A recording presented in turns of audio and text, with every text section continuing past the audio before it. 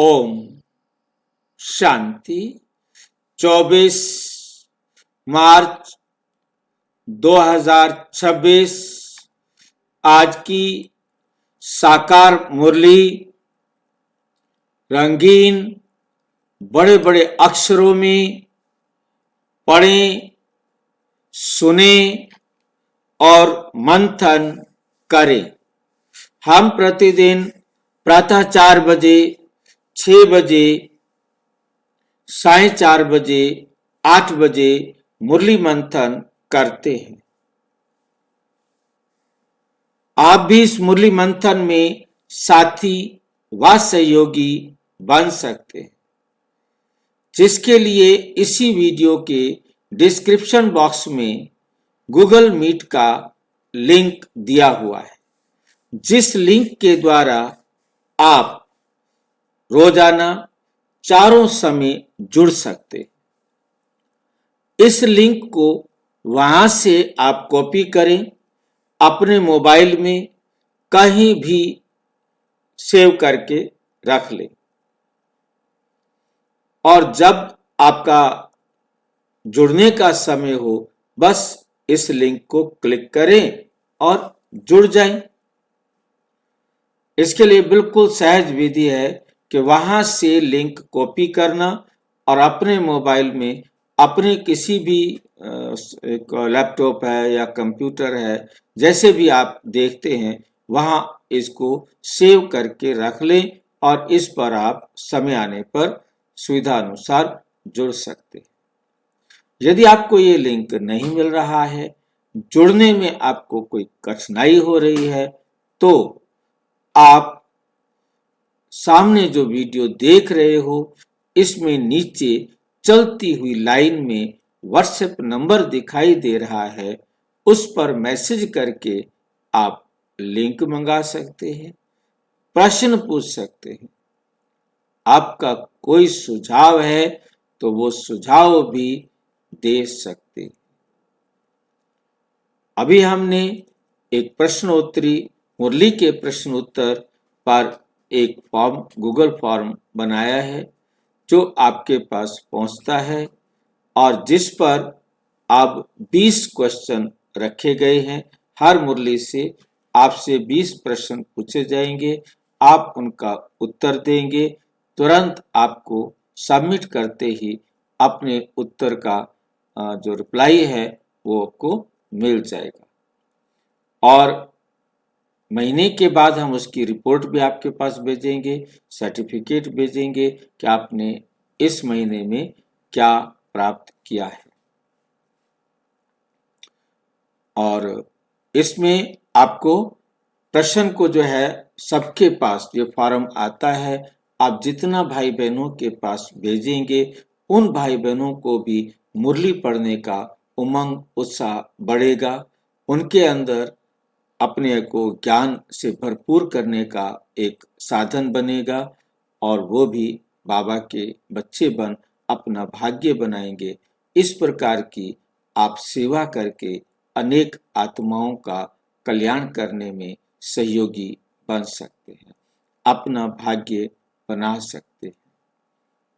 अच्छा, ओम शांति। आज की साकार मुरली का सार। मीठा मीठा बाबा कहते मीठे बच्चे, तुम गृहस्थ व्यवहार में रहते कमल फूल समान पवित्र बनना है। रहना अपने गृहस्थ में है और बनना कमल फूल समान है। एक बाप की मत पर चलना है, कोई भी डिस सर्विस नहीं करना, कोई भी डिस सर्विस नहीं करनी है। एक बाप की मत पर चलना।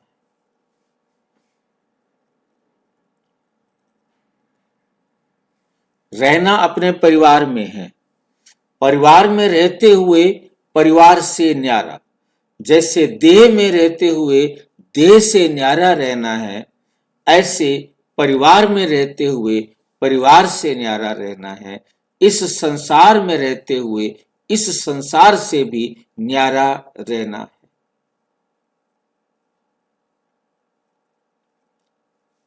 पहला स्टेप, मुझे अपनी देह से न्यारा आत्मा अनुभव करना है। फिर अपने परिवार में रहते हुए परिवार से न्यारा समझना है,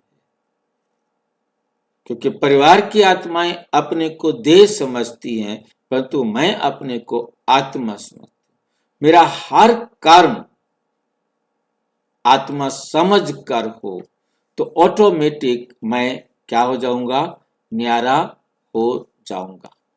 न्यारा होने के लिए बड़ा सिंपल सा है कि अपने आप को सिर्फ एक कमांड देनी है, मैं इस देह से न्यारी आत्मा हूं।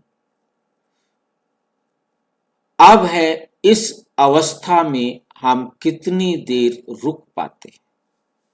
अब इस बात पर निर्भर करता है कि मैं आत्मा इस अवस्था में कितनी देर स्थित रह सकती है। ये समय हमें अनुभव कराएगा कि हम इस देह से न्यारी आत्मा हैं। ये कमल के फूल को जल से, कीचड़ से ऊपर उठा देता है। यही थॉट है जो हमें कमल फूल समान न्यारा बनाता है।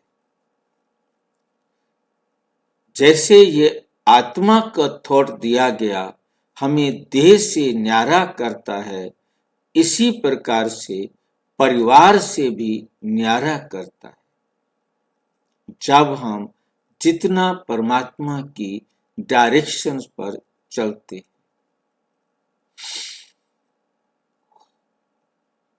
सबके साथ रहते हुए, सबके साथ निभाते हुए हम न्यारे रहते, अर्थात हम उनके प्रभाव में नहीं आते। हमारा प्रभाव उन पर पड़े वो भी अच्छा, खराब वाला नहीं, प्रभाव पड़े, परंतु उनमें कोई गुण है, उनमें कोई योग्यता है, उनमें कोई विशेषता है, उस विशेषता वाला गुण हमारे अंदर आए। क्योंकि किसी भी आत्मा में, क्योंकि केवल ये नहीं कि कोई बीके है तो हमने उनका गुण लेना है।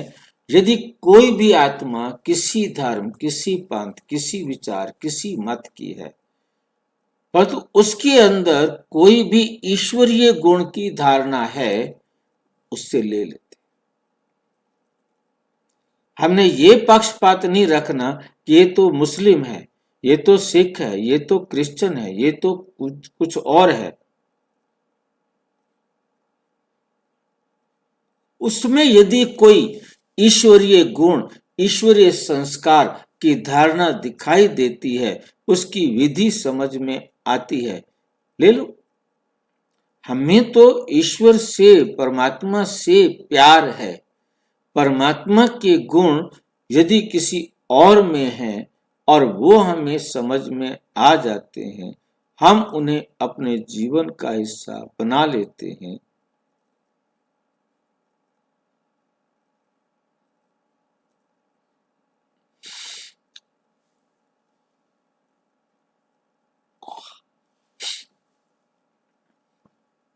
तो वो भी परमात्मा के गुण को, हमने तो परमात्मा का गुण अपने में धारण करना है ना।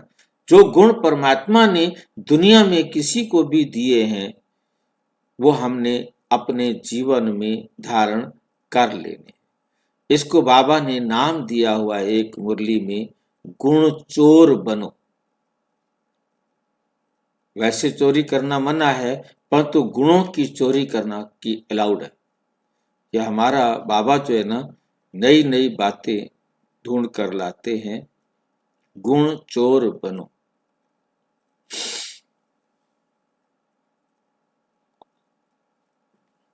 एक बात इसमें जो मैं देख रहा हूं, वो हमें जरूर रखनी है, वो गुण ईश्वरीय श्रीमत के अनुसार हो। यदि वो गुण ईश्वर की श्रीमत का उल्लंघन करता है तो नहीं।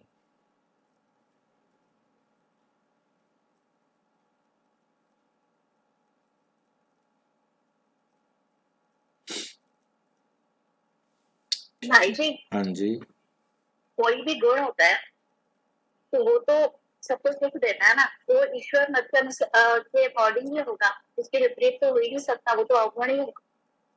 मतलब वही गुण किसी भी धर्म, किसी भी पंथ, किसी भी व्यक्ति के अंदर है,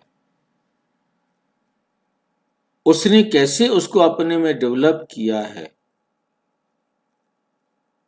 हम भी उसे उसी रीति से डेवलप कर ले।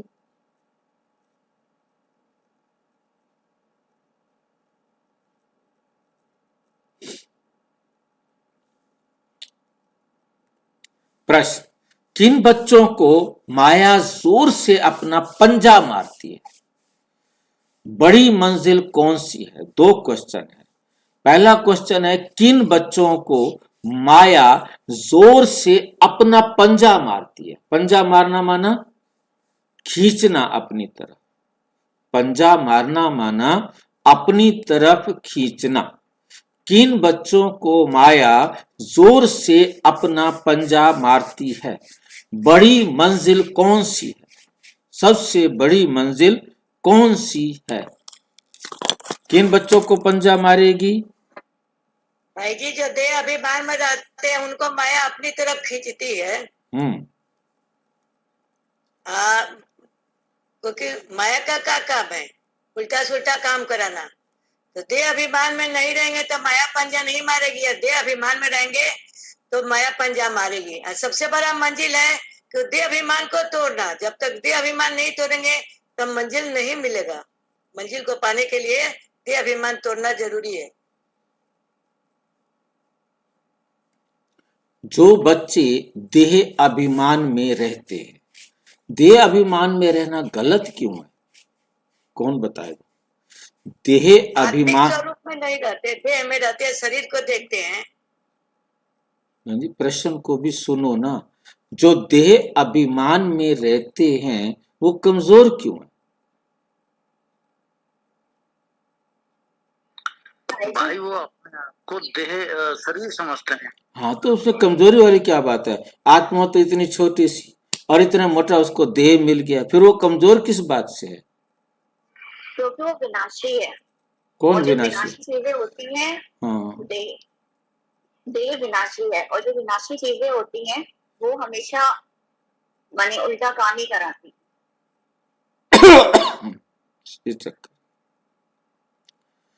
देह अभिमान आत्मा को कमजोर करता है, क्योंकि देह के द्वारा विनाशी अवगुण ही आगे बढ़ते हैं, जो हमें हमारी स्मृति से विस्मृत करते हैं। देह अभिमान हम आत्मा जब अपनी शक्तियों को विस्मृत करते जाते हैं तो देह अभिमान बढ़ता जाता है। हम आत्मा अपनी पहचान विस्मृत करते जाते हैं, मेरे को मैं समझना शुरू कर देते हैं। मेरे शरीर को हमने मेरा कैसे समझा?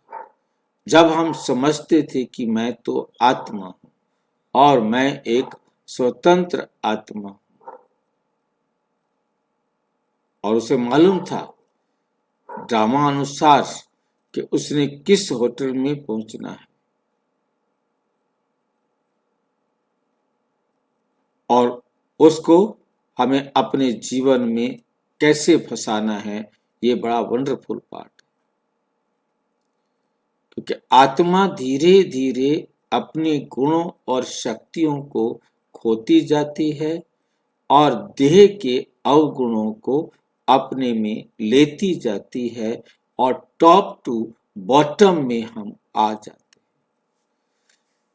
आते हैं हम आत्म अभिमानी, जाते हैं हम आत्म अभिमानी, परंतु बीच में हम देह अभिमान की भी चरम अवस्था को प्राप्त करते, जिसके कारण हम अपने गुण और शक्तियों को खो बैठते और परमात्मा फिर हमें आकर अपने गुण और शक्तियों को अपने जीवन में धारण करने की विधि सिखाते हैं।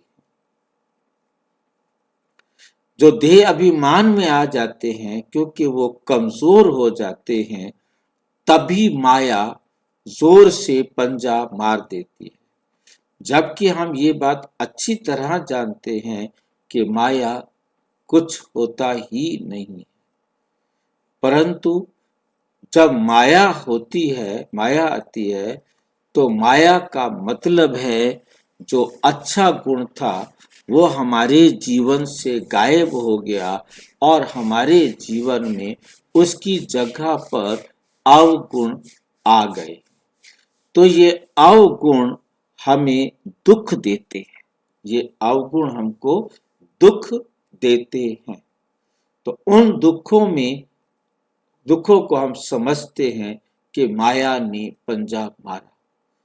माया ने कोई पंजा वगैरह नहीं है जो मारे, माया का काम है हमें गुणों से बेमुख करना, अवगुणों की तरफ लिप्त करना। जितना हम अवगुणों की तरफ लिप्त होते जाएंगे, उतना हम दुखी होते जाएंगे। फंस पड़ते हैं, देह अभिमान आया और ये थप्पड़ लगा, इससे पद भ्रष्ट हो जाता है। देह अभिमान तोड़ना यही बड़ी मंजिल है। देह अभिमान को तोड़ना यही क्या है? बड़ी मंजिल है। बाबा कहते बच्चे देही अभिमानी बनो, अर्थात फिर से अपनी स्मृति को जागृत करो कि तुम आत्मा हो। तुम आत्मा में ये गुण और ये संस्कार थे। जैसे बाप ओबीडिएंट सर्वेंट है, कितना निरहंकारी है। हमने दुखी होकर पुकारा और बाबा हमारी पुकार को सुनकर आ गए। और कितना निरहंकारी है कि पहले नमस्ते बाबा करते, बच्चों को नमस्ते करते। बाबा कितना निरहंकारी। कोई भी अहंकार ना हो, एक अहंकार हो, बाकी सारे कोई भी अहंकार ना। कौन सा अहंकार होना चाहिए और बाकी कोई अहंकार नहीं होना चाहिए? आत्माभिमानी रहने का। आत्म अभिमानी रहने का।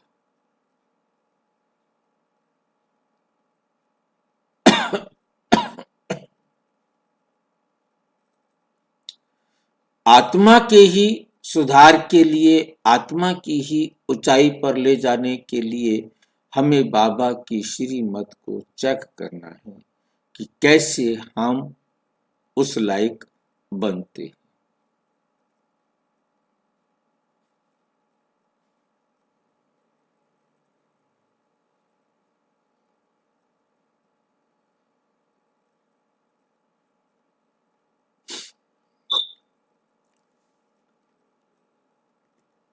गीत,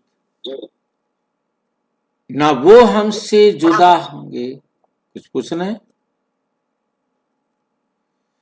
ना वो हमसे जुदा होंगे, ना हम उनसे जुदा।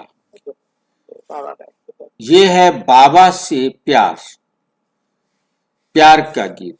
ओम शांति। बच्चों ने गीत सुना? बच्चे कहते हैं हम बाबा के थे, बाबा हमारा था जब हम मूल वतन में थे। तुम बच्चों को ज्ञान तो अच्छी रीति मिला है, तुम जानते हो हमने चक्कर लगाया है, अब फिर हम उनके बने हैं। वो आया है राजयोग सिखाकर स्वर्ग का मालिक बनाने। कल्प पहले माफिक, कल्प पहले की तरह।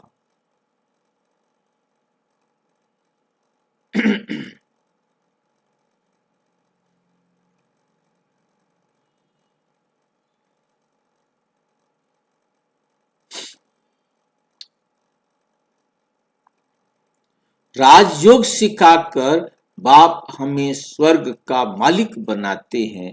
कल्प पहले माफी, जैसे 5000 साल पहले बने थे। फिर बाबा आया है 5000 साल पहले के माफिक, कल्प पहले माफिक, फिर से बाबा आया है। अब बाप कहते हैं बच्चे, तो बच्चे होकर यहां मधुबन में नहीं बैठ जाना।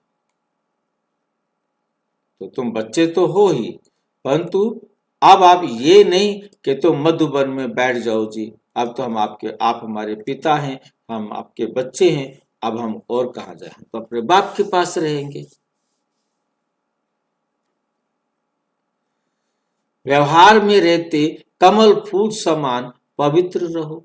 कमल का फूल पानी में रहता, परंतु पानी से, कमल का फूल पानी में रहता परंतु पानी से ऊपर रहता, उन पर पानी लगता ही नहीं।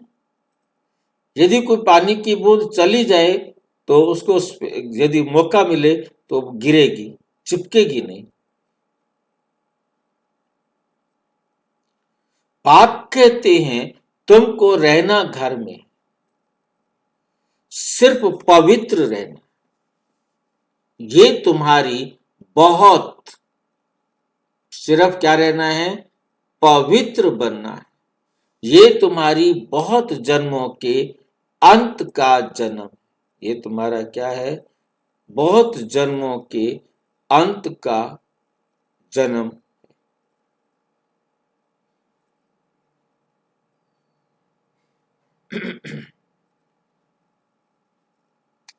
जो भी मनुष्य मात्र है उन सबको पावन बनाने मैं आया। पतित पावन सर्व का सदगति दाता एक ही है, उनके सिवाय पावन कोई बना नहीं सकता।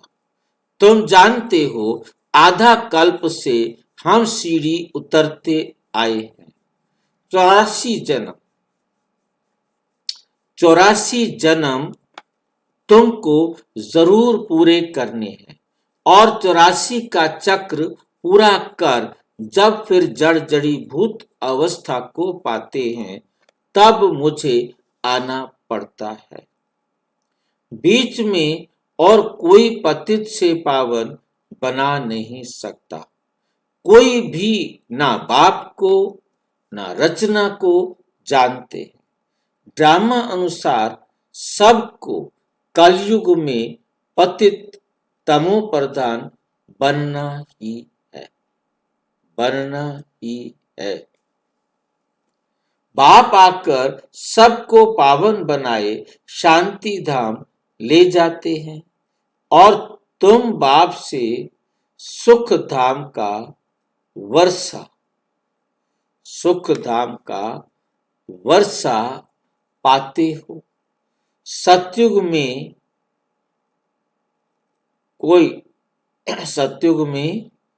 कोई दुख होता ही नहीं। अभी तुम जीते जी बाप के बने हो। बाप कहते हैं तुमको गृहस्थ व्यवहार में रहना है। बाबा कभी किसको कह नहीं सकते कि तुम घर बार छोड़ो। क्यों नहीं कह सकते? बाबा कभी किसको कह नहीं सकते कि तुम घर बार छोड़ो, नहीं।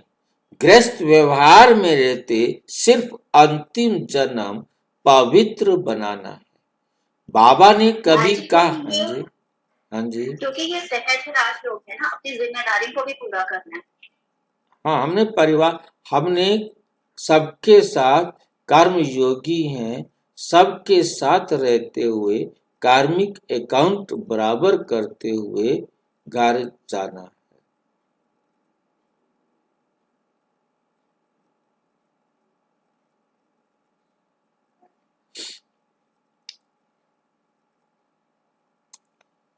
बाबा ने कभी कहा है क्या कि तुम घर बार छोड़ो? नहीं। तुमने ईश्वर सेवा अर्थ आप पे ही छोड़ा है। कई बच्चे हैं घर गृहस्थ में रहते भी ईश्वरीय सर्विस करते हैं, छुड़ाया नहीं जाता। बाबा किसको भी छुड़ाते नहीं। तुम तो आप पे ही सर्विस पर निकले हो। बाबा ने किसको छुड़ाया नहीं। तुम्हारे लौकिक बाप शादी के लिए कहते हैं, तुम नहीं करते हो क्योंकि तुम जानते हो कि अब मृत्यु लोक का अंत है, शादी बर्बादी ही होगी। फिर हम पावन कैसे बनेंगे।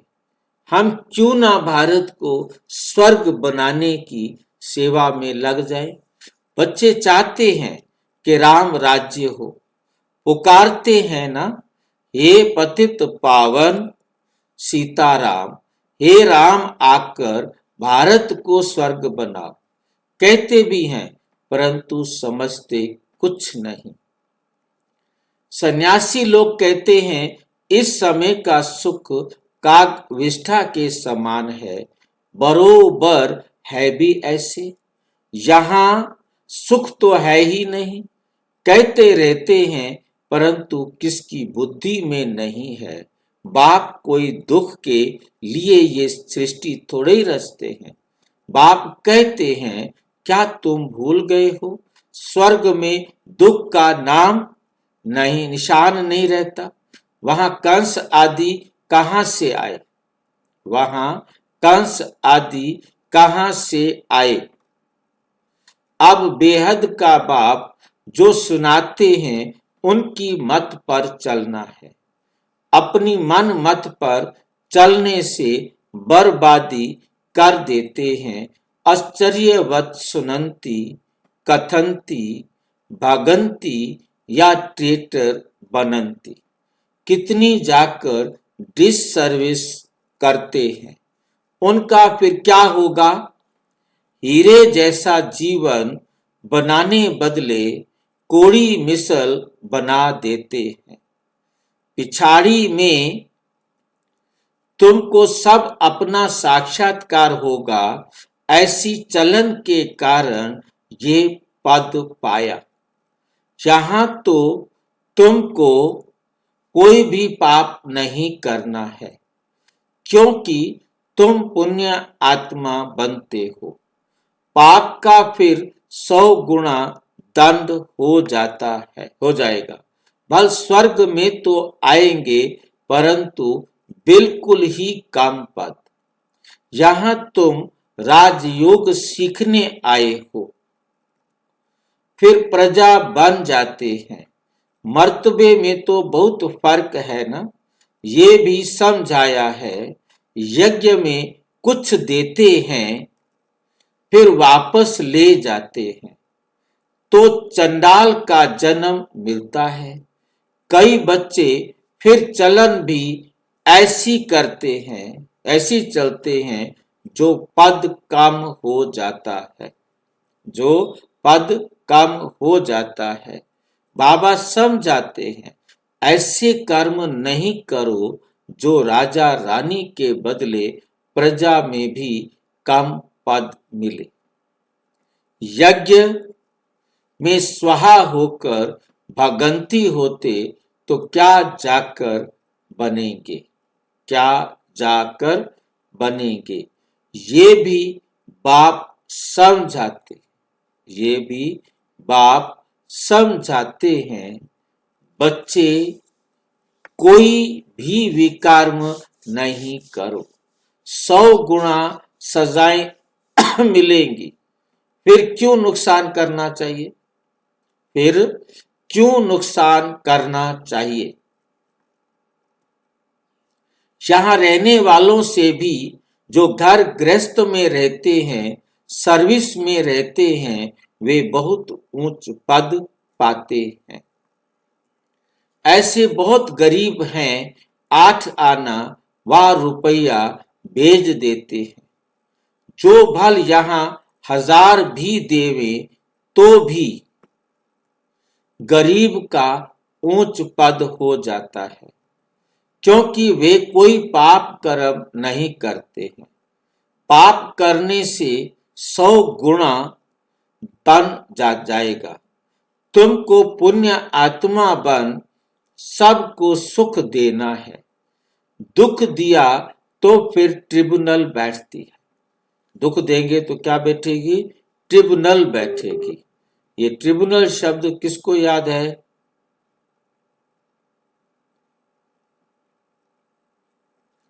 ट्रिब्यूनल शब्द किसको याद है?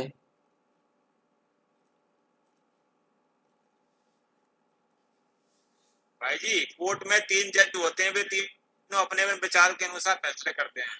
कोर्ट में एक से अधिक 3, 5, 7, 9, 11, 21 जज बैठकर केस की सिचुएशन के आधार पर बैठकर फैसला करते हैं। इसको ट्रिब्यूनल कहा जाता है। एक से अधिक होंगे और 2 से भाग नहीं हो सकते होंगे। 3 बैठेंगे, 5 बैठेंगे, 7 बैठेंगे या 21, ज्यादा से ज्यादा इतने ही बैठते हैं। तो भाई लेकिन यहाँ ट्रिब्यूनल तो लागू शिव बाबा ब्रह्मा बाबा पर होगा ना। यहाँ क्या होगा? शिव बाबा ब्रह्मा बाबा ट्रिब्यूनल, वही ट्रिब्यूनल कि बच्चों का जो निर्णय होता है वो शिव बाबा ब्रह्मा बाबा करते हैं। नहीं करते। आपने पूछ लिया। यहाँ के ट्रिब्यूनल का क्या होगा लागू, यहाँ क्या लागू होगा? वो तो लौकिक दुनिया के बात हो हाँ, गई। ये क्वेश्चन आपका ठीक है, क्योंकि आपने क्वेश्चन पूछ लिया। नहीं पूछते तो बात बंद की बंद रह जाती कि यहाँ ट्रिब्यूनल में कितनी आत्माएं और कौन बैठते हैं, यहाँ के जज कौन होते हैं। शिव बाबा कभी भी जज नहीं बनते। ब्रह्मा बाबा फिर क्यों जज बनेंगे? ठीक है नहीं। हमारे जज कौन होते हैं, हमारी ट्रिब्यूनल कैसे बैठती है, इसको बहुत ध्यान से समझना है। हमारी ट्रिब्यूनल में वो आत्माएं होती हैं जिनको हमने दुख दिया। हमने 1 को दुख दिया, 2 को दिया। यहाँ 3, 5, 7 वाला चक्कर नहीं है। यहाँ मैंने जितनी आत्माओं को दुख दिया है वो आत्माएं हमारी ट्रिब्यूनल है। वही हमारे साथ अपना कार्मिक अकाउंट बराबर करेगी और न्याय करेंगी, अन्याय नहीं। उस ट्रिब्यूनल में अन्याय हो सकता है। यहाँ सारे ट्रिब्यूनल के लोग इकट्ठे नहीं बैठेंगे, हमारा कोई मुकदमा सुना नहीं जाएगा। वो अपने अपने टाइम पर अपने हिसाब से हमारे साथ न्याय करेंगे। मैंने जिसको दुख दिया है, मैंने एक को 10 मिनट का दुख दिया है, किसी को 2 घंटे का दुख दिया है, किसी को 4 घंटे का दुख दिया है, किसी को 6 महीने का दुख दिया है। तो सभी अपने अपने समय पर अपने अपने तरीके से हमारा कार्मिक अकाउंट बराबर होगा। वो अपना दुख व सुख रिटर्न करेंगे और हमारा कार्मिक अकाउंट बराबर बंद हो जाएगा। तो भाई जी, ये ट्रिब्यूनल तो फिर पूरी लाइफ बैठती है, ये तो चलता ही रहता है। हाँ, लेना देना। हमारी ट्रिब्यूनल अलग है। हमारी ट्रिब्यूनल वैसी नहीं है, ठीक है नहीं। हमारे लिए कोई ब्रह्मा बाबा बैठे, शिव बाबा बैठे, बुलाओ भाई सुरेंद्र भाई, इन्होंने कहाँ कहाँ गलती की बताइए, धर्मराज जी बताइए। कोई नहीं, यहाँ कोई बताने वाला नहीं, कोई सुनाने वाला नहीं। ये कोर्ट का चक्कर नहीं। ऐसी यदि ट्रिब्यूनल बैठने लगे तो सारे संसार की ट्रिब्यूनल का क्या हाल होगा? सारे ही तो भ्रष्टाचारी है, सारे ही तो पापी हैं, छोटे बड़े सारे पापी है ना। तो उसके लिए ट्रिब्यूनल का बिल्कुल, हमारी जो ट्रिब्यूनल है बड़ी वंडरफुल तरीके से बैठती है कि जो आत्माओं को हमने दुख दिया है वो अपना न्याय करती। एक बार हमने कर लिया, अगली बार वो करेगी। हर आत्मा न्याय करेगी, अन्याय नहीं। हर कर्म हर समय न्यायपूर्ण होता है, न्याय कर रहा होता है। तो हमारा कोई भी एक्ट अन्याय नहीं करता। तो हमारी जी, ट्रिब्यूनल मतलब समझ में आ गया। हमारा कर्म जो है वही ट्रिब्यूनल है, नहीं भाई? हमारा कर्म जिनके प्रति जैसा किया है, जिनको हमने थोड़ी देर का भी दुख दिया है वो दुख देगा ना। जी बड़ा दिया है तो बड़ा देगा। जितनों को दिया है उतने सारे मेरे प्रति न्याय करने के लिए जज बनेंगे। बाकी यहाँ मुकदमा सुना नहीं जाता, किसी और का कोई दूसरा जज नहीं बनता। हर एक आत्मा स्वयं जज बनती है, वो अपना फैसला खुद करती है। किस किस आत्मा ने मुझे दुख दिया है, मैंने ये दुख उस आत्मा को देना, ठीक है, और उतना देना है जितना हिसाब है, कम या ज्यादा नहीं। साक्षात्कार होता है कि तुमने ये किया, अब खाओ सजा। अब बताओ कहाँ होगा, कौन कराएगा साक्षात्कार?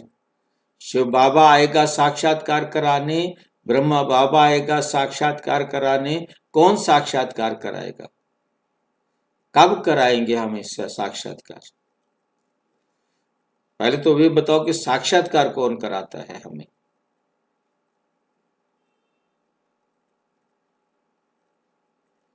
साक्षात्कार कराने वाला कौन है हमारा? महाराज जी हम खुद हैं। हैं जी? हम खुद हैं। साक्षात्कार समझ होती है अपने तो, कर्मों के तो अनुसार। सब हमें कोई आइडिया लगता है आपको समझ किसने दी? आत्मा बाबा ने दी भाई। साक्षात्कार तो बाबा ने कराया, ज्ञान दे दिया ना। साक्षात्कार करने की विधि हमें बता दी ना। कोई तुम्हें क्यों थप्पड़ मारा, उसने हमें समझ में आ गया, मैंने थप्पड़ मारा था, इसने मार दिया। किसने समझ दी? वो जजमेंट करने की ताकत, वो शक्ति, वो नॉलेज, वो समझ शिव बाबा ने दी हमें, ठीक है कि नहीं? वो समझ साक्षात्कार करने की क्षमता विधि बाबा ने दी। समझ जाओ, अब कुछ चित्र हमें नहीं दिखाई देगा, अब हमें समझ में आ जाता है ये मेरे साथ ऐसे क्यों कर रहे हैं, क्योंकि मैंने भाई इनके साथ ऐसे किया था। जिनके साथ मैंने जैसे किया था वही तो मेरे साथ वैसे करेंगे।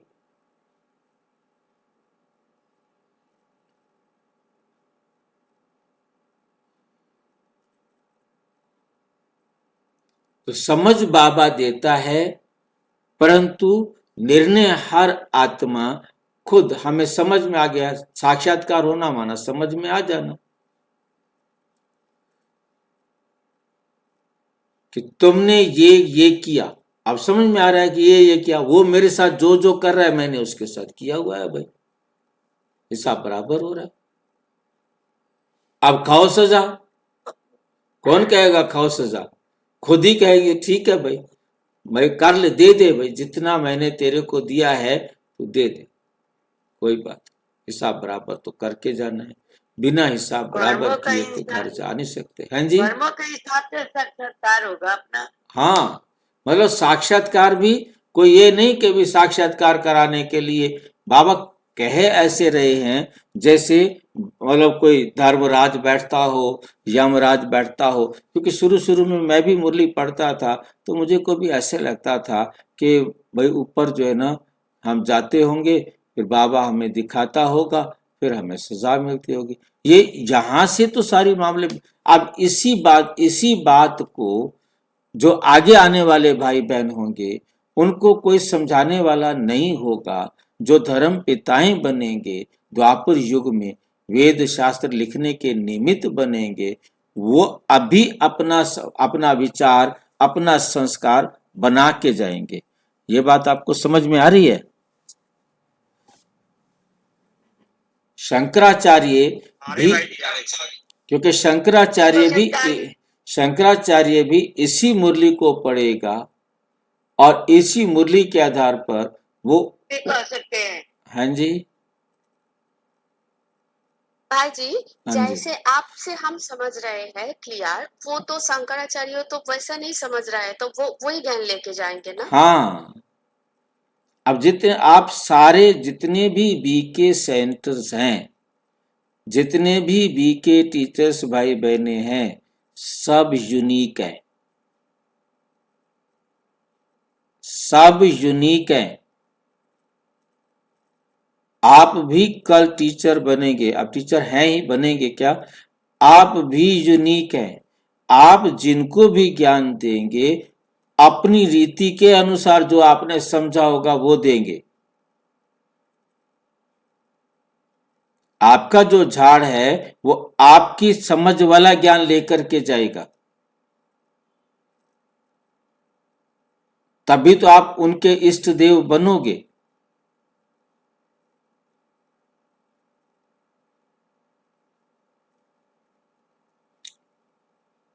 और आपने आधा अधूरा लिया हुआ होगा तो आपके फॉलोअर्स आपकी झाड़ पूरी कहां से लेगी, वो आधे अधूरे वाली ही होगी।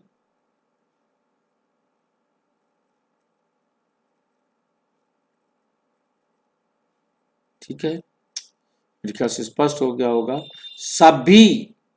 सभी धर्म पिताएं अपने इस ज्ञान को उसी तरह से समझेंगे और अपने आगे वाले भाई बहनों को उसी प्रकार से बताएंगे।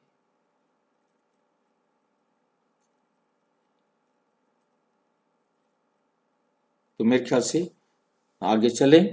साक्षात्कार होता है कि तुमने ये किया, अब खाओ सजा। पद भी भ्रष्ट हो जाएगा।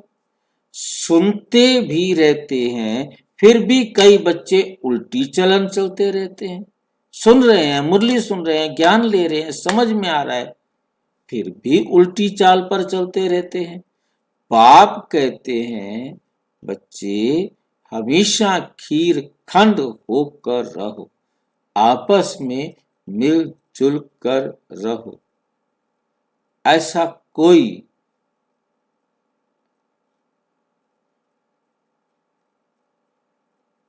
के नाम रूप में फंस नहीं जाना।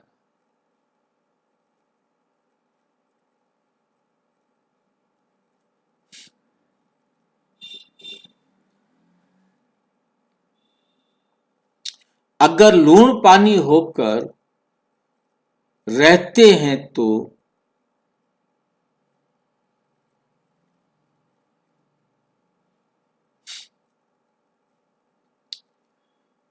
अगर लूण पानी होकर रहते हैं तो बहुत डिससर्विस करते हैं। कोई के नाम रूप में फंसे पड़ते हैं तो ये भी बहुत पाप हो जाता है। माया जैसे एक चूहा है, फूंक कभी देती काटती भी रहती, फूंक भी देती रहती है, काटती भी रहती है, खून भी निकल आता, पता भी नहीं पड़ता, माया भी ब्लड निकाल देती है, ऐसे कर्म करवा देती जो पता भी नहीं पड़ता। 5 विकार एकदम सिर मूंड लेते हैं।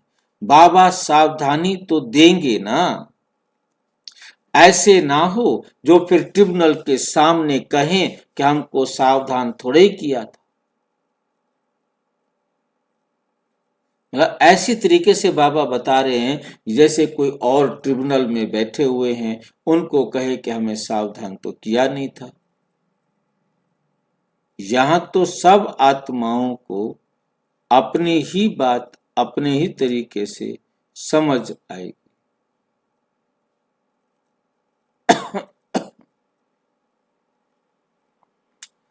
ऐसे ना हो जो ट्रिब्यूनल के सामने कहें कि हमने बहुत सावधान किया।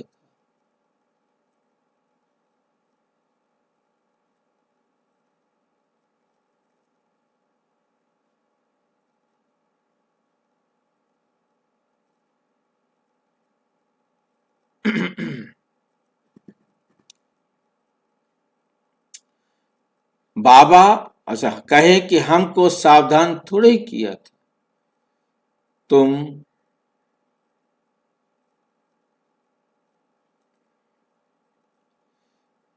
ऐसे ना हो कि जो फिर ट्रिब्यूनल के सामने कहें कि हमको सावधान थोड़े किया, तुम जानते हो। ईश्वर पढ़ाते हैं, खुद कितना निरहंकारी है, कहते हैं हम ओबीडिएंट सर्वेंट है। कोई कोई बच्चों में कितना अहंकार रहता है।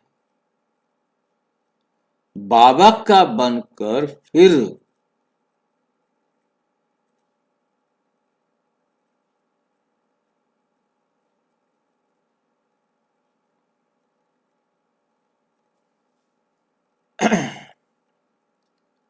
ऐसे ऐसे कर्म करते जो बात ही मत पूछो। बाबा का बनकर फिर ऐसे ऐसे कर्म करते हैं जो बात मत पूछो।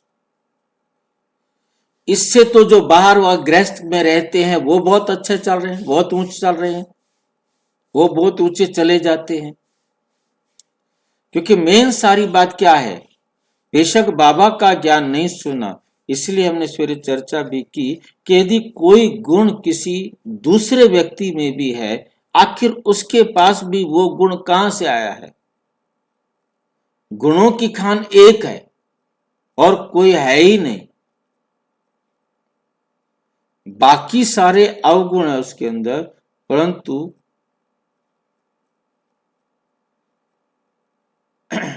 क्या आता है,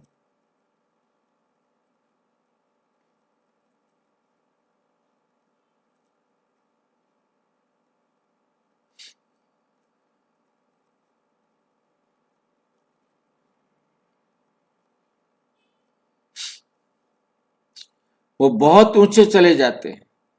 देह अभिमान आते ही माया जोर से पंजा मार देती है। देह अभिमान तोड़ना बड़ी मंजिल है। देह अभिमान आया और थप्पड़ लगा, तो देह अभिमान में आना ही क्यों चाहिए जो पद भी भ्रष्ट हो जाए। थप्पड़ किस बात का लगता है कि पद भ्रष्ट हो जाए, ऐसे नहीं।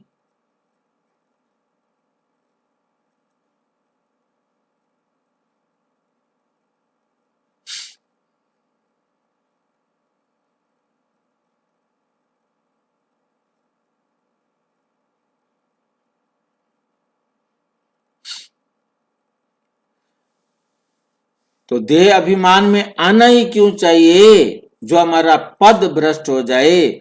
ऐसा ना हो, वहां जाकर झाड़ू लगाना पड़े।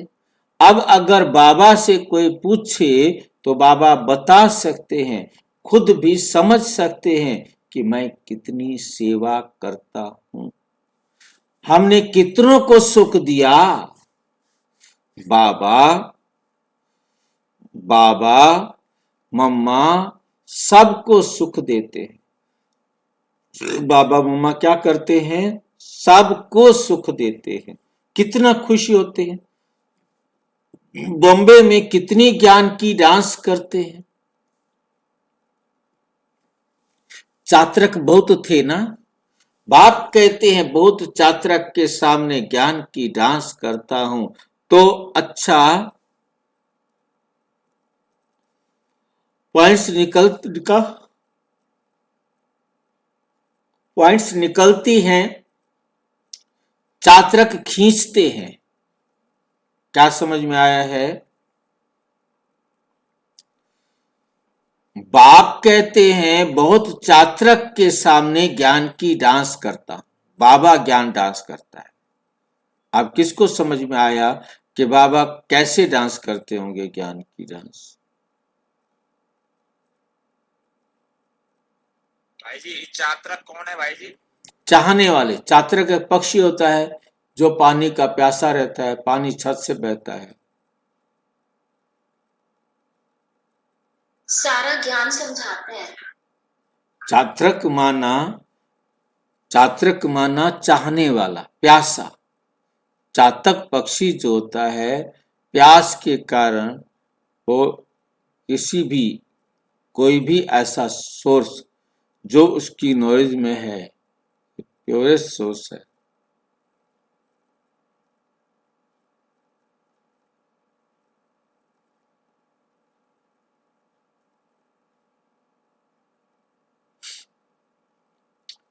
चात्रक सामने ज्ञान की डांस। बाबा ज्ञान की पॉइंट्स अच्छी अच्छी देते हैं।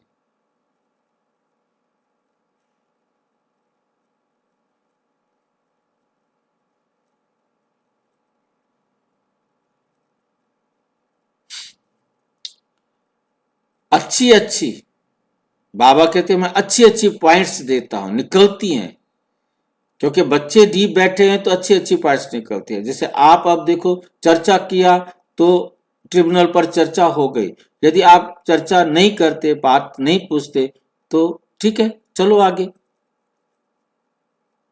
तो ऐसे ही मतलब बाबा कहते जब तुम भी बैठकर मंथन करेंगे तो बातें निकलेंगी। तो अच्छी अच्छी पॉइंट्स निकलती हैं, निकली अच्छी अच्छी पॉइंट्स, चात्रक खींचते हैं। अब जो मुरली सुन रहे हैं वो चात्रक है, और वो जो है ना बाबा की बातों को खींच रहे हैं।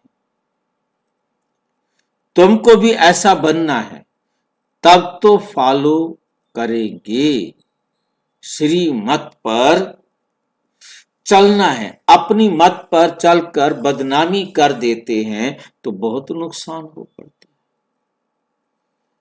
है। अभी बाप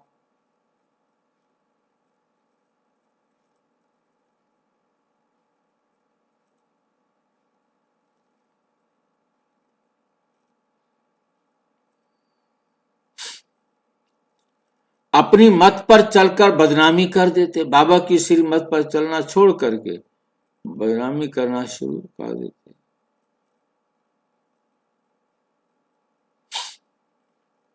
तो बहुत नुकसान हो पड़ता है। अभी बाप तुमको समझदार बनाते हैं, भारत स्वर्ग था ना, अब ऐसा कोई थोड़े ही समझता है, भारत जैसा पावन कोई देश नहीं होता, नहीं देश नहीं कहते हैं, लेकिन समझते नहीं है कि हम भारतवासी स्वर्गवासी थे, अथाह सुख था। गुरु नानक ने भगवान की महिमा गाई है कि वो आकर मूत पलीती कपड़ धोए, वो आकर के हमारे पतित शरीरों को साफ करते।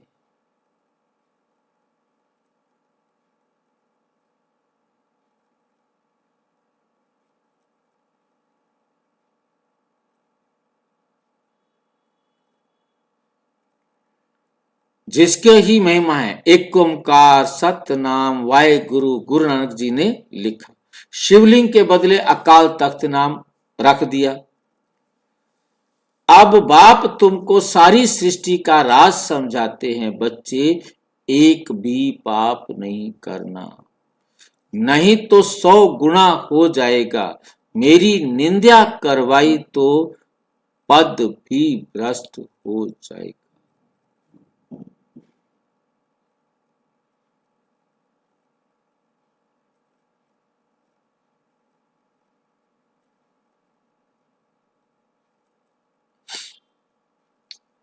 बहुत निंदा कराई, मेरी निंदा कराई, 100 गुना बन जाएगा, बेइज्जती होगी। और बाबा की क्या होगी? निंदा होगी कि ब्रह्मा कुमारियां सारी ऐसी होती हैं, तो पद भी भ्रष्ट हो जाएगा। बहुत संभाल करनी है कि मेरे से कोई डिससर्विस ना हो जाए। अपना जीवन हीरे जैसा बनाओ, नहीं तो बहुत पछताएंगे। जो कुछ उल्टा किया वो अंदर में खाता रहेगा। क्या कल्प कल्प हम ऐसे करेंगे जिससे नीच पद पाएंगे? बाप कहते हैं माता पिता को फॉलो करना चाहते हो तो सच्चाई से सर्विस करो। माया तो कहां ना कहां घुस कर आएगी, कहां ना कहां घुस कर आएगी। सेंटर्स की हेड्स को बिल्कुल निरहंकारी होकर रहना है। बाप देखो कितना निरहंकारी है। कई बच्चे दूसरों से सर्विस लेते हैं, बाप कितना निरहंकारी है। अभी किसी पर गुस्सा नहीं करते। बच्चे अगर नाफरमान बरदार हों तो बाप उनको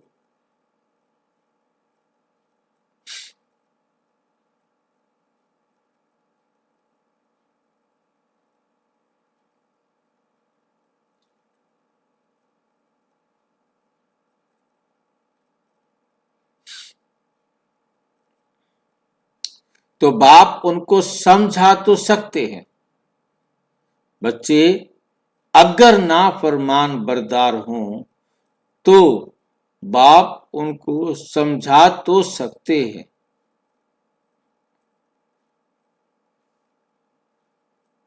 तुम क्या करते हो? बेहद का बाप ही जानते हैं सब बच्चे एक समान सपूत नहीं होते, कपूत भी होते हैं। बाबा समझानी देते हैं, ढेर बच्चे हैं, ये वृद्धि को पाते हजारों की अंदाज में हो जाएंगे। तो बाप बच्चों को सावधानी भी देते हैं, कोई गफलत नहीं करो, यहाँ पतित से पावन बनने आए हो तो कोई भी पतित काम नहीं करो। ना नाम रूप में फंसना है, ना देह अभिमान में आना है। देही अभिमानी हो, बाप को याद करते रहो, श्री मत पर चलते रहो। माया बड़ी प्रबल है, माया क्या है? बड़ी प्रबल।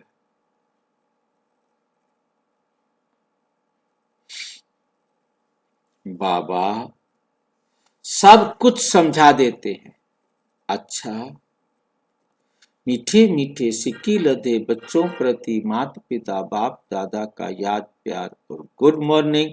रूहानी बाप की रूहानी बच्चों को नमस्ते। हम रूहानी बच्चों की रूहानी बाप दादा को नमस्ते नमस्ते नमस्ते।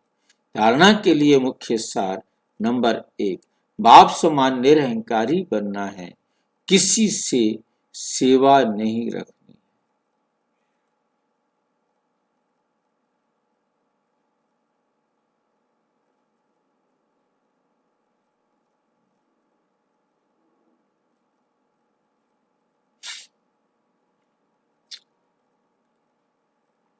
बाप समान निरहंकारी बनना है, किसी से सेवा लेनी नहीं, किसी को दुख देना नहीं। ऐसा कोई पाप कर्म ना हो जिसकी सजा खानी पड़े। आपस में खीर खंड होकर रहना है।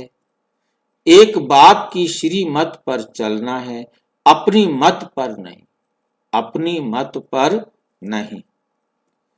वरदान, सेकंड में देह रूपी चोले से न्यारा बन कर्म भोग पर विजय प्राप्त करने वाला, सर्व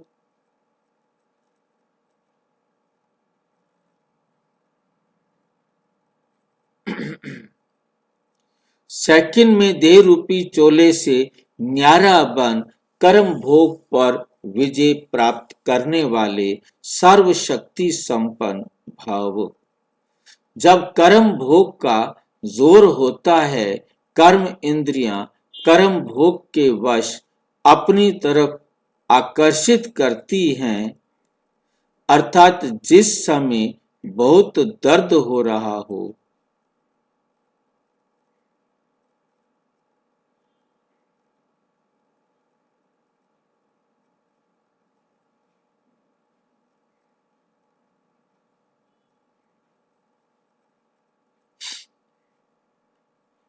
ऐसे समय पर कर्म भोग को कर्म योग में परिवर्तन करने वाले साक्षी हो, कर्म इंद्रियों से भोगने वाले ही सर्वशक्ति संपन्न अष्टरत्न विजयी कहलाते हैं। इसके लिए बहुत समय का देह रूपी चोले से न्यारा बनने का अभ्यास हो। ये वस्त्र दुनिया की व माया की आकर्षण में टाइट अर्थात खींचा हुआ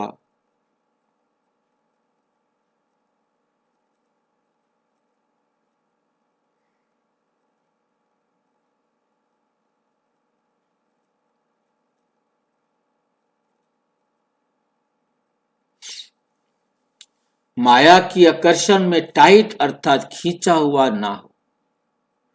खींचा हुआ और टाइट जैसे होते कपड़े, उनको उतारना मुश्किल होता है।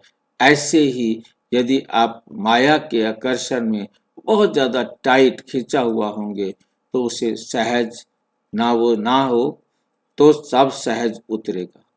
यदि खींचा हुआ होगा तो उतरेगा नहीं। स्लोगन है, सर्व का मान प्राप्त करने के लिए निर्माण चित्त बनो, निर्माणता महानता की निशानी है। जितना निरहंकारी बनेंगे उतना महान बनते जाएंगे। मातेश्वरी जी के अनमोल महावाक्य हैं, ईश्वर सर्वव्यापी नहीं, उनको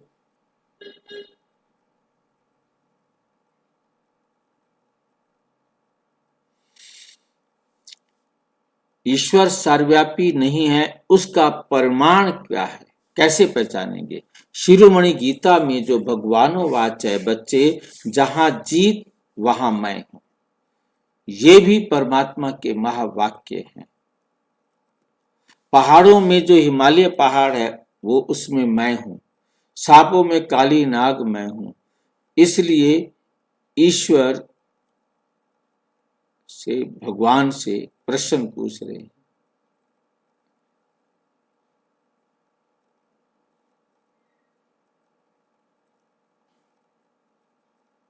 इसलिए पर्वत में ऊंचा पर्वत कैलाश पर्वत दिखाते हैं और सांपों में काली नाग दिखाते हैं। तो इससे सिद्ध है कि परमात्मा अगर जिस न्याय के प्रति आए,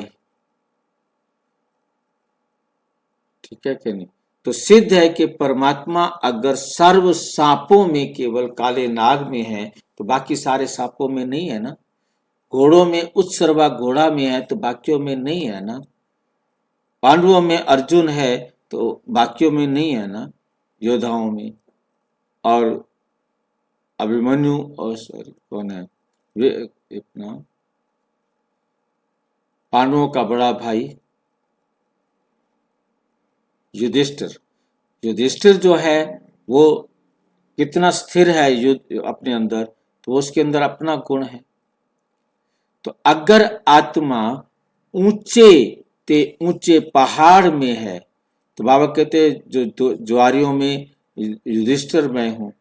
अब सोचिए कि युधिष्ठिर ज्वारियों में वो श्रेष्ठ है। हाँ जी, ये सब तो ब्रह्मा बाबा पर लागू होगा ना। क्यों ब्रह्मा बाबा पर लागू होगा? जी, ब्रह्मा बाबा से क्या रिश्ता है हमारा?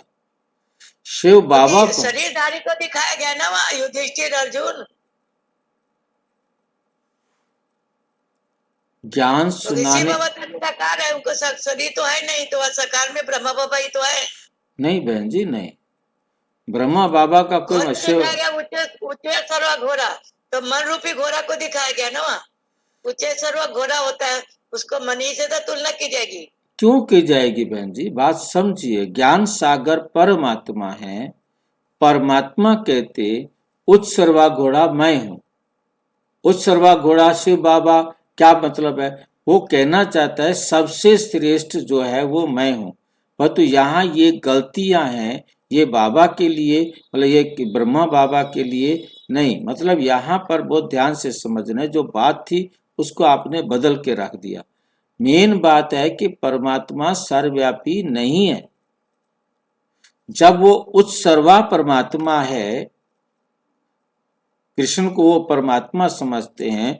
कृष्ण यदि उच्च सर्वा घोड़ा भी है, कृष्ण यदि बाकी सब भी वही है, हिमालय पर्वत भी वही है, ठीक है, और क्या बोलते हैं ऐरावत हाथी भी वही है, और कल्प वृक्ष भी वही है, सब जो श्रेष्ठ श्रेष्ठ हैं वो सारे कृष्ण हैं। तो जो श्रेष्ठ नहीं है तो वो तो सब नहीं है ना। फिर परमात्मा सर्वव्यापी कैसे हुआ? यहाँ तो भाई जी सबसे ब्रह्मा बाबा को ही तो कहा जाता है। बहन जी, क्यों ज्ञान का बेड़ा गर्क माना गया? बहन जी, आप क्यों ज्ञान का बेड़ा गर्क कर रहे हो? बात चल रही है दिवाली की, आप उसको होली में ले जा रहे हो।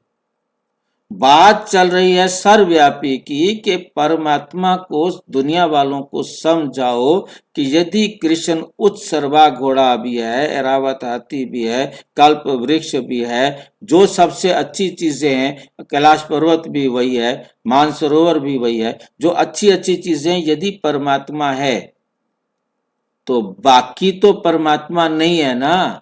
तो इसका मतलब परमात्मा सर्वव्यापी कहाँ हुआ? गीता के अंदर सर्वव्यापी का ज्ञान कहाँ है? तुम परमात्मा को सर्वव्यापी ना कहो। आप कहाँ की बात कहाँ ले जा रहे हो? ज्ञान देने वाला परमात्मा उन्होंने ज्ञान देने वाला कृष्ण कहा। ज्ञान देने वाला कृष्ण कह रहा है अर्जुन भी मैं हूं, उत्सर्वा घोड़ा भी मैं हूं, हिमालय पर्वत भी मैं हूं, गंगा नदी भी मैं हूं। बस जो अच्छे अच्छे हैं वो तुम हो, तो जो खराब है वो कौन है? तुम नहीं हो। तो फिर परमात्मा सर्वव्यापी कैसे हो गया? ये बात आपने उनको समझानी है। और आप ज्ञान को कहाँ टर्न कर दिया था आपने? तुम्हें बहुत अच्छी तरह से समझना है कि ये सर्वव्यापी। इसलिए पूछा ना आपके, तो चलिए धारी को दिखा दिया गया ना, इसलिए पूछा। कोई बात नहीं, आपने जो पूछा वो ड्रामा में था। और मेन बात आ रही कि उसमें आप जो कह रहे हो उसको मैं बता रहा हूँ कि बात कुछ और है। बात ये देहधारियों के लिए नहीं है, ये ब्रह्मा बाबा के लिए कोई भी बात नहीं है। ये सारी बातें केवल इस बात के लिए कही जा रही हैं कि परमात्मा यदि सर्वोच्च में है तो नीचे वालों में कौन है? परमात्मा नहीं है ना, तो परमात्मा सर्वव्यापी नहीं है। ये केवल उनकी बुद्धि से सर्वव्यापी के ज्ञान को निकालने के लिए बाबा समझा रहे हैं। हर बात को हमने अपने लिए नहीं देखना है कि कहाँ कौन सी बात है। नीचे पहाड़ों में नहीं, ऊपर ऊंचे पहाड़ में तो परमात्मा है, नीचे पहाड़ों में नहीं है। तो फिर कहते हैं जहां जीत वहां मेरा जन्म, जहां जीत वहां मेरा जन्म। गोया हार में नहीं हूं, मतलब परमात्मा हार में नहीं है। जहां जीत वहां मेरा जन्म। अब ये बातें सिद्ध करती है कि परमात्मा सर्वव्यापी नहीं है। अब आपको समझ में आएगा, क्योंकि ये बातें सारी किस लिए बाबा बता रहा था कि परमात्मा जो है वो सर्वव्यापी नहीं है। क्योंकि जो अच्छे अच्छे हैं, जीत जीत है, वो तो परमात्मा है, जहां हार है वो परमात्मा नहीं है। तो इसका मतलब क्या हुआ कि परमात्मा सर्वव्यापी नहीं है। युधिष्ठिर और अर्जुन शिव बाबा को ही कहेंगे फिर तो? नहीं कहेंगे, शिव बाबा को भी नहीं कहेंगे, भगवान को कह रहे हैं। ये दुनिया वालों की बातें हैं, ये हमारे ज्ञान की बातें नहीं है। ये शिव बाबा को भी नहीं कहेंगे, ब्रह्मा बाबा को भी नहीं कहेंगे, ये सिर्फ दुनिया वाले भगवान को कहेंगे। ये दुनिया वाला ज्ञान है। उस ज्ञान को समझकर उनको बताना है कि भाई युधिष्ठिर कृष्ण है, अर्जुन कृष्ण है, वो ये फलाना कृष्ण है, फलाना कृष्ण है, क्योंकि वो कृष्ण को भगवान समझते हैं ना। तो भगवान का कहा हुआ ज्ञान समझते हैं ना, तभी तो भगवान को सर्वव्यापी कहते हैं। तो ये भगवान के लिए कहा जा रहा है। भगवान शिव बाबा है, परंतु ये शिव बाबा ऐसी बातें नहीं करता कि मैं अर्जुन हूं। कहते हैं मैं अर्जुन हूं, परंतु ये मैं अर्जुन के रथ में सवार होता हूं। वो बाबा की बातें बिल्कुल अलग हो जाती हैं। शिव बाबा मतलब ब्रह्मा के तन में सवार होते हैं। ये अर्जुन है, बाबा ने कहा ये अर्जुन है जो ज्ञान को अर्जित करता है। मैं इसके तन में सवार होता हूं, मैं अर्जुन नहीं हूं। अर्जुन ये ब्रह्मा बाबा है, यही कृष्ण बनता है, यही पहला अर्जुन है। परंतु सारी बातें ब्रह्मा बाबा के लिए या शिव बाबा के लिए नहीं है। वो टॉपिक ही अलग हो जाता है, वो नजरिया ही अलग हो जाता है। यहीं से हमारी गलतियां शुरू होती हैं, जो दूसरे धर्म पिताएं आकर के करेंगे और प्रचार भी उल्टा करेंगे। अब ये बातें सिद्ध करती हैं, कौन सी सिद्ध करती हैं? कि परमात्मा सर्वव्यापी नहीं है। क्योंकि जीत में परमात्मा है, हार में परमात्मा नहीं, श्रेष्ठ में परमात्मा है, जो श्रेष्ठ नहीं है उनमें परमात्मा नहीं। तो इससे ये पता होता है, लगता है कि सर्वव्यापी नहीं है। एक तरफ ऐसे भी कहते हैं तो दूसरी तरफ ऐसे भी कहते हैं कि परमात्मा अनेक रूप में आते हैं। जितने अवतार हैं उन सबको परमात्मा कह दिया। परमात्मा आप भी हो, परमात्मा आप भी हो। कैसे कह देते हैं? कि जैसे किसी की कोई बात गड़बड़ हो जाती है, खराब हो जाती है, तो कोई उस समय उनको मदद करने के लिए आ जाए, तो कहते देखो भगवान किसके रूप में आया और आकर उसने मेरी मदद कर दी। ड्रामा में ये होना था, हुआ।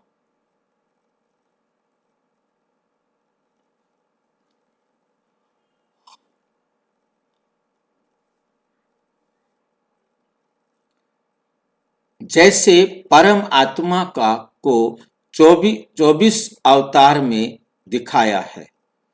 कहते हैं कच्छ मच्छ आदि सब रूप परमात्मा के हैं। अब ये उन्हों को मिथ्या ज्ञान है। वो कहते कछुआ भी मछली भी सारे अवतार परमात्मा के हैं। तो बाबा कहते ये उनका झूठा ज्ञान है। हाँ जी, कच्छ और मच्छ, कछुआ कछुआ और मछली परमात्मा के अच्छा, अवतार है ना दुनिया में, कहते हैं। ठीक है ठीक है। कछुआ कब बना था? भाई जी 24 अवतार यहाँ उत्तरांचल में बना के दिखाया गया है। कछुआ कब बना था?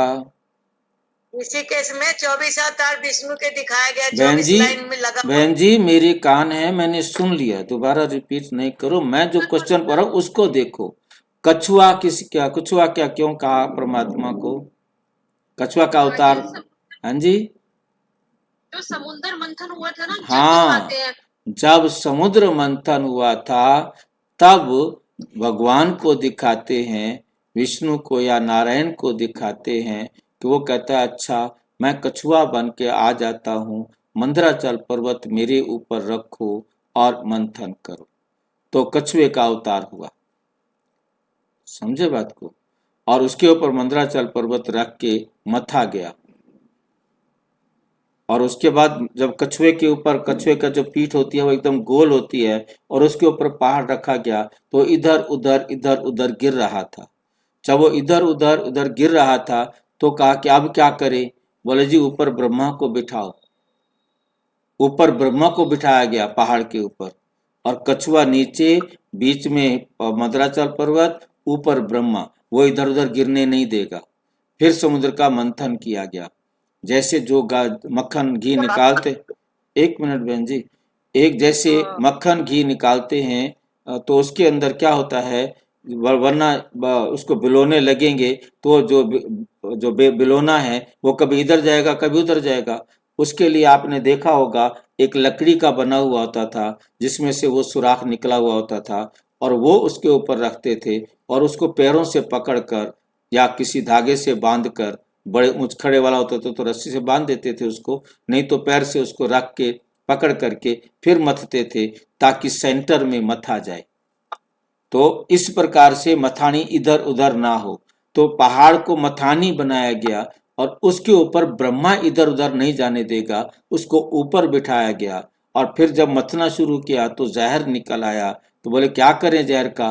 बोले जी वो शंकर निकम्मा बैठा है उधर, उसको पिला दो सारा जहर। शंकर, क्योंकि ब्रह्मा बिजी है, विष्णु बिजी है, ये तो दोनों काम करने पे लगे हैं। वो निकम्मा तपस्या के अंदर बैठा है, उसको सारा जहर पिला दो, मर जाए वो उसकी किस्मत है कि वो मरा नहीं, वरना वो तो मार डालते उसको। ये है मतलब अवतार, कछुआ अवतार की बात। और उसके बाद मछली अवतार आपको मनु के लिए की कहानी में बताया था कि मनु जो है वो ऐसे पानी जब सूरज को दे रहा होता है तब उसको आवाज आती है बचाओ बचाओ। तो चारों तरफ देखता है, कहते हैं मैं तुम्हारी हथेली में इधर उधर कहाँ देख रहे हो? देखा वो छोटी सी मछली उनकी हथेली में थी जो पानी दे रहे थे। बोले तुम्हें किस बात का भय है? हाँ जी, भक्ति में भाई जी जैसा सब बात है। ये सारी भक्ति की बातें, कछुआ अवतार, मछली अवतार, मैं सिर्फ आपको बता रहा हूँ ताकि आपको समझ में आ जाए। नहीं तो आप कुछ ना कुछ और अर्थ निकालते रहेंगे ना, दुनिया में तो निकालते हैं ना। यही पढ़ती रही भाई जी। बिल्कुल यही तो होती है। बिल्कुल बिल्कुल, मैं आपसे सहमत हूँ, यही मैं सुनाता रहा। तो इसलिए आपको बता रहा हूँ कि ये भक्ति की बात है। तो भक्ति की बातें बताकर बाबा हमें समझा रहे हैं कि मनु के समय पर मछली का अवतार हुआ था। तो मछली अवतार भी कोई भगवान मछली नहीं बनेंगे, कछुआ नहीं बनेंगे। तो दुनिया ने कह दिया, इसलिए कछुए घर में रखे होते हैं, प्लास्टिक के, शीशे के। घर में कछुआ रखते हैं। तांबे के, पीतल के, दुनिया भर के बना बना के कछुए रखते हैं। अवतार है जी, भगवान है ये भी। जैसे भगवान की मूर्ति है ऐसे वो भी रखते हैं। ऐसे ही परमात्मा को सर्वव्यापी समझ बैठे हैं। बाबा की बुद्धि में परमात्मा सर्वव्यापी खंडन करने की बातें हैं आज, कि ऐसे ही परमात्मा को सर्वत्र समझ बैठे हैं, जबकि इस समय कलयुग में सर्वत्र माया है। माया घर घर में, रावण हर एक के अंदर है, ना कि परमात्मा है। तो फिर परमात्मा व्यापक कैसे ठहरा? गीता में भी कहते हैं कि मैं फिर माया में व्यापक नहीं हूं। गीता में क्या कि मैं माया में नहीं हूं। माया में नहीं है तो आज तो माया है सब में, तो परमात्मा तो सर्वव्यापी हो ही नहीं सकता। इससे सिद्ध है कि परमात्मा सर्वत्र नहीं है। निराकारी दुनिया, आत्मा और परमात्मा के रहने का स्थान। अब ये तो हम जानते हैं कि जब हम निराकारी दुनिया कहते हैं तो निराकार का अर्थ ये नहीं कि उनका कोई आकार नहीं। जैसे हम निराकारी दुनिया कहते हैं तो इसका मतलब है जरूर कोई दुनिया है, परंतु उसका स्थूल सृष्टि माफिक साकार नहीं है। ऐसे परमात्मा निराकार है, लेकिन उनका अपना सूक्ष्म रूप अवश्य है। तो हम आत्मा और परमात्मा का धाम निराकारी दुनिया है। तो जब हम निराकारी दुनिया अक्सर कहते हैं तो इससे सिद्ध होता है कि वो दुनिया और वहां रहते हैं, तभी तो दुनिया नाम पड़ा। जब दुनियावी लोग तो समझते हैं परमात्मा का रूप भी अखंड ज्योति तत्व है, वो हुआ परमात्मा के रहने का ठिकाना, जिसको रिटायर्ड होम कहते हैं। तो हम परमात्मा के घर को परमात्मा नहीं कह सकते, घर को हम रिटायर्ड होम कहते हैं, जहां रिटायर्ड पर्सन जाकर विश्राम करते हैं।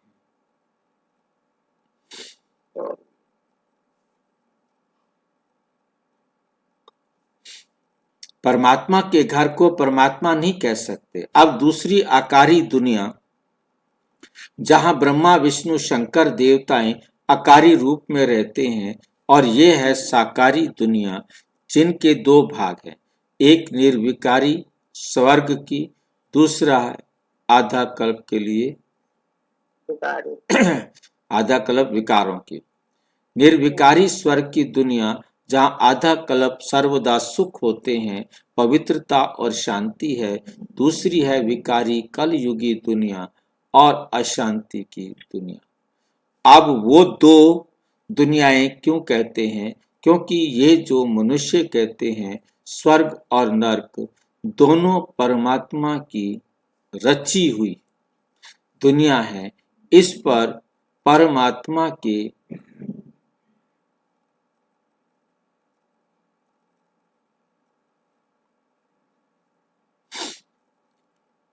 परमात्मा को सुख देता है। इस दुनिया इस परमात्मा के महावाक्य हैं, बच्चे मैंने कोई दुख की दुनिया नहीं रची, जो मैंने दुनिया रची वो सुख की रची है। अब ये जो दुख और अशांति की दुनिया है, वो मनुष्य आत्माएं अपने आप को और मुझ परमात्मा को भूलने के कारण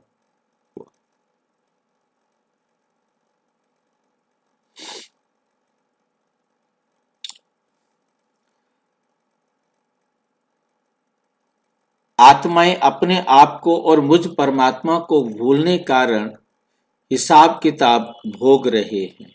बाकी ऐसे नहीं कि जिस समय सुख और पुण्य की दुनिया है वहां कोई सृष्टि नहीं चलती। हाँ, परंतु हाँ, जब कहते हैं कि जहां देवताओं का निवास स्थान था, तो वहां सब प्रवृत्ति चलती थी, परंतु इतना जरूर था, वहां विकारी पैदाइश नहीं होती सतयुग में। जैसे जिस कारण तुमको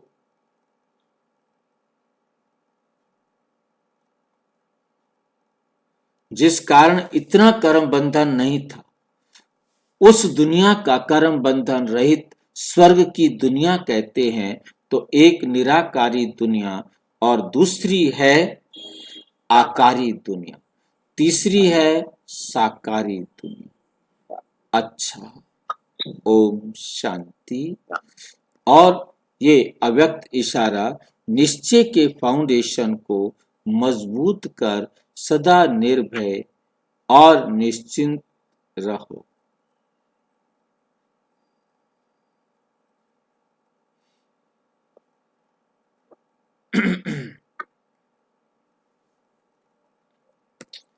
साकार में अगर कोई निमित्त श्रेष्ठ आत्मा साथ में होती है तो उनसे कोई भी बात वेरीफाई कराए फिर करेंगे तो निश्चय बुद्धि होकर करेंगे।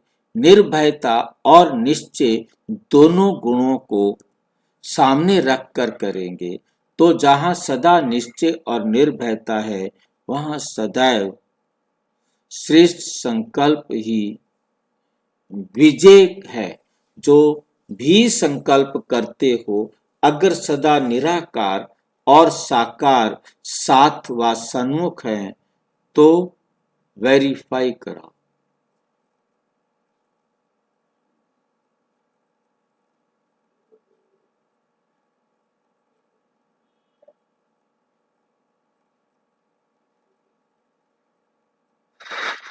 भाई निरंकारी 2 बार आ चुका है। निराकार है भाई जी, एक है निरंकार और एक है निराकार। एक है निरंकारी, एक है निरंकार, एक है निर्विकार। कर्म वाचा कर्म, तीन शब्द है ना, एक है निरहंकारी, एक है निराकार और एक है निर्विकार। हाँ जी, है ना। निर्विकारी माना हमारे अंदर कोई विकार नहीं होना चाहिए। निराकार माना हमारा जो आकार ज्योति बिंदु है वो निराकार कहा जाता है, क्योंकि हम उस ज्योति बिंदु रूप को बना नहीं सकते। निरअहंकार का अर्थ है हमें अहंकार नहीं करना। लेकिन पहले मनसा वाचा कर्म दिया हुआ है। क्या दिया है मनसा वाचा कर्मणा? मनसा वाचा कर्मा का आज तो अभी तो कहीं नहीं दिया ना। वैसे दिया हो ना, मनसा वाचा कर्मणा, मतलब मन से, वचन से, कर्म से कोई काम गलत नहीं करो। ऐसे 3 तो बहुत सारे मिलेंगे आपको ना। ठीक है, ठीक है। संकल्प भी कराने के बाद निश्चय और निर्भयता से करो, इससे समय भी वेस्ट नहीं जाएगा। बाबा कहते जो भी काम करना है दृढ़ निश्चय से करो, निर्भयता से करो, इससे समय वेस्ट नहीं जाएगा। अच्छा, ओम शांति। और विस्तार से जानने के लिए प्रजापिता ब्रह्मा कुमारी ईश्वरीय विश्वविद्यालय के किसी भी सेवा केंद्र पर संपर्क करें। और यदि कोई प्रश्न है तो 9213106986 पर केवल अराटाई करें, टेलीग्राम करें 9650692270 पर केवल व्हाट्सएप करें, फोन नहीं। ओम शांति।